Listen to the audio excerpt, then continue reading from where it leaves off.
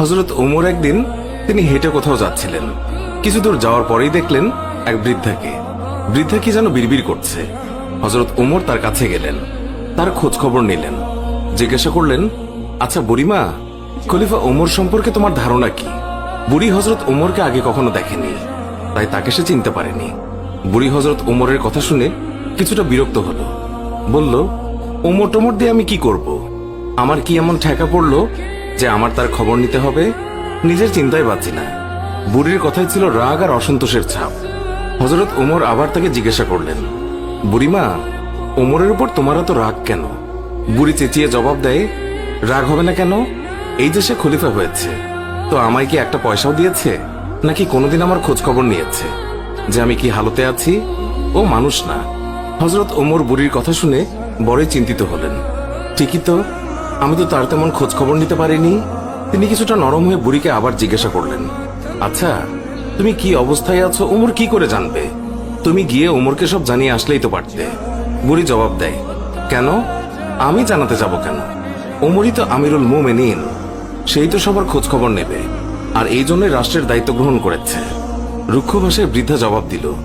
হযরত ওমর শান্তভাবে আবারও বললেন, আচ্ছা, ওমর খলিফা হওয়ার পর তুমি যে কষ্ট পেয়েছ, সেই কষ্টের বিনিময়ে তুমি কত টাকা পেলে ওমরকে মাফ করে দেবে? বৃদ্ধার সাথে এইসব কথা চলছে। এমন সময় হযরত আলী এবং আব্দুল্লাহ ইবনে মাসউদ রাদিয়াল্লাহু তাআলা আনহু তারা এসে হাজির হলেন। তারা হয়তো কোথাও যাচ্ছিলেন। এসে সালাম দিলেন, আসসালামু আলাইকুম ইয়া আমিরুল মুমিনিন। আগন্তুক দুই ব্যক্তির মুখে আমিরুল মুমিনিন শব্দ শুনে বৃদ্ধা তাজ্জব হয়ে গেল। সে ভয়ে কাঁপতে লাগলো আর ভাবতে লাগলো যে ওমরের সামনে তাকে এত গালমন্দ করেছে। দারুণ অনুতপ্ত হলো বুড়ি। হযরত ওমর বৃদ্ধাকে সান্ত্বনা দিলেন আর বৃদ্ধার হাতে 25টি স্বর্ণ মুদ্রা দিয়ে বললেন, বুড়িমা, তুমি এই চামড়ায় লিখে দাও যে কিয়ামতের দিন ওমরের কাছে আমার কোনো দাবি নেই। বৃদ্ধা তখন তাই করল। চামড়ার উপরে তা লিখে দিল বৃদ্ধা, আর হযরত আলী রাদিয়াল্লাহু তাআলা আনহু সাক্ষী হিসেবে তার উপরে দস্তখত করলেন। হযরত ওমর রাদিয়াল্লাহু তাআলা আনহু মুহাম্মদুর রাসূলুল্লাহ সাল্লাল্লাহু আলাইহি ওয়াসাল্লামকে অনুসরণ করে তালি লাগানো জামা পরতেন। যখন তিনি মুসলমানদের প্রাণকেন্দ্র বায়তুল মুকাদ্দাস জয় করার জন্য বের হচ্ছিলেন, সেই সময় তার পরিহিত জামায় 17টি তালি লাগানো ছিল। যখন তিনি তালিযুক্ত জামা পরিহিত অবস্থায় জেরুজালেমের উদ্দেশ্যে রওনা হয়েছিলেন, সাহাবাদের মধ্যে থেকে কেউ একজন হযরত আলী রাদিয়াল্লাহু তাআলা আনহুকে বললেন, ইয়া আলী, হযরত ওমর রাদিয়াল্লাহু তাআলা আনহুকে বলুন অন্তত আজকের দিনে তালিযুক্ত কাপড় খুলে একটু ভালো কাপড় পরিধান করার জন্য, কারণ তিনি ইহুদি খ্রিস্টানদের দেশে যাচ্ছেন। তারা হয়তো আমিরুল মুমিনিনকে দেখে বিরূপ মন্তব্য করতে পারে। তারা তিরস্কার করে বলতে পারে, মুসলমানগণ খলিফার জন্য একজোড়া ভালো কাপড়ের ব্যবস্থাও করতে পারেনি। আপনি খলিফাকে বুঝিয়ে বলুন।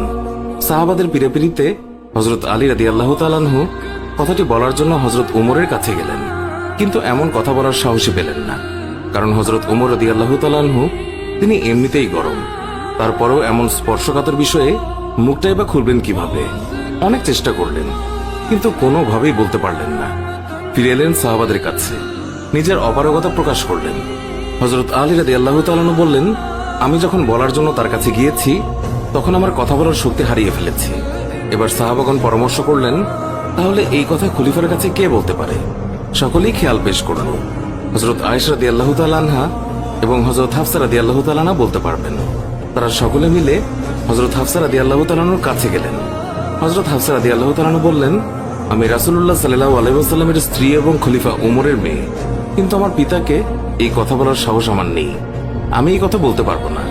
হযরত আয়েশা রাদিয়াল্লাহু তাআলা আনহা বলতে পারবেন। সাহাবায়ে কেরাম হযরত আয়েশার কাছে দরখাস্ত করলেন। অতঃপর তিনি হযরত ওমর রাদিয়াল্লাহু তাআলা আনহুকে ডেকে পাঠালেন।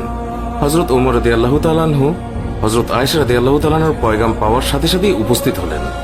ভারত উপমহাদেশের বিখ্যাত হাদিস বিশারদ শাহ ওয়ালিউল্লাহ মুহাদ্দিসে দেহলভি একটি গ্রন্থে লিখেছেন যে হযরত ওমর রাদিয়াল্লাহু তাআলা আনহু আম্মাজান আয়েশা রাদিয়াল্লাহু তাআলা আনহার সামনে দোজানো হয়ে তিনি বসে পড়েন। আয়েশা রাদিয়াল্লাহু তাআলা আনহা বললেন, আমিরুল মুমিনিন, আপনি যেহেতু খ্রিস্টিয়ানদের রাজ্যে যাচ্ছেন, এই জন্য আপাতত এই তালিযুক্ত জামা পরিবর্তন করে অন্য একটি ভালো জামা পরিধান করুন। আম্মাজান আয়েশা রাদিয়াল্লাহু তাআলা আনহার কথা শেষ হতে না হতেই খলিফাতুল মুমিনিন কেঁদে ফেললেন। আয়েশাকে বললেন, আম্মা, আপনি কি আমাকে রাসূলুল্লাহ সাল্লাল্লাহু আলাইহি ওয়াসাল্লাম থেকে দূরে সরিয়ে রাখতে চাচ্ছেন? আপনার কি রাসূলের সাথে কাটানো দিনগুলোর কথা মনে নেই, যে দিনের পর দিন নবীজি সাল্লাল্লাহু আলাইহি ওয়াসাল্লাম উপবাস থেকেছেন। 3 দিন পর্যন্ত নবীজি সাল্লাল্লাহু আলাইহি ওয়াসাল্লামের চুলায় আগুন জ্বলেনি। হে আয়েশা, আপনার কি সেই দিনগুলোর কথা মনে নেই যে নবীজি সাল্লাল্লাহু আলাইহি ওয়াসাল্লাম তালেযুক্ত কাপড় পরিধান করেছেন? আম্মাজান, ওমর এই ছেঁড়া ফাটা তালেযুক্ত পোশাক পরে যে স্বাদ অনুভব করে তা বোঝানো সম্ভব নয়। ওমর আর অন্য কিছুতে এমন স্বাদ অনুভব করে না। সিরাতের কিতাবসমূহে লিপিবদ্ধ হয়েছে যে খলিফা হযরত ওমর রাদিয়াল্লাহু তাআলা আনহু যখন রাসূলুল্লাহ সাল্লাল্লাহু আলাইহি ওয়াসাল্লামের অসহায়তার কথা আলোচনা করছিলেন, তখন হযরত আয়েশা এবং হাফসা দুইজনেই অঝরে কাঁদছিলেন। অতঃপর খলিফাতুল মুমিনিন হযরত ওমর রাদিয়াল্লাহু তাআলা আনহু তালিযুক্ত কাপড় পরিধান করেই মুসলমানদের প্রাণকেন্দ্র বাইতুল মুকাদ্দাস বিজয় করার জন্য বের হলেন।